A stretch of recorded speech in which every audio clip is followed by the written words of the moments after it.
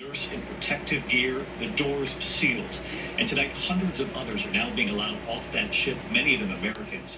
But could they now face another quarantine before being allowed to go home here in the U.S.? ABC's Clayton Sandell outside that hospital in Nebraska tonight. When Carl Goldman's evacuation flight from Japan landed in Omaha, he was spiking a fever. My wife touched me and she knew I was burning up. Goldman and his wife Jerry were fine when they left the Diamond Princess cruise ship. Then Goldman tested positive for coronavirus, becoming the first patient in a biocontainment unit at the University of Nebraska Medical Center. The doors are specially sealed, so I kind of feel like I'm a fish inside of a bowl. Tonight, he's giving us the first look inside. I've got Gatorade in every single flavor. A pre-existing health issue landed Goldman in the specialized unit, the largest in the country, with room for 10 patients.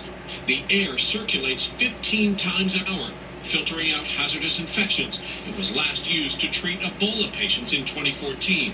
There's my nurse in the hazmat outfit. That's a monitor. There's a camera on me. And then double glass everywhere.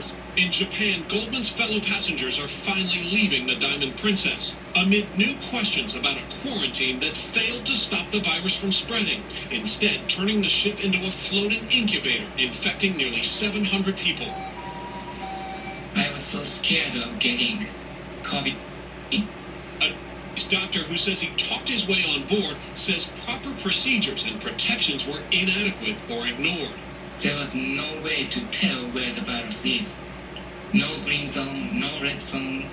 Everywhere could have virus, and everybody was not careful about it.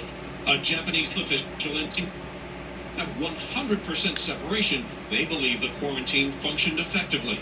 With dozens of Americans still coming off the ship, the CDC is now banning those passengers from entering the U.S., unable to return home until they are symptom-free for another 2 weeks. All right, so let's get back to Clayton Sandell, again with us tonight from Omaha, where that patient is being watched around the clock. And Clayton, do we have any late word on his condition? Yeah, David, Goldman tells us he is being checked every 3 hours. So far, the good news is he is not showing any signs of a fever, but he and the other 12 patients here are going to have to be totally symptom-free for the next 14 days before they're allowed to leave. Goldman says he is eager to catch another flight, this time home to Los Angeles. David? All right, Clayton Sandell leading us off tonight. Clayton, thank you. We turn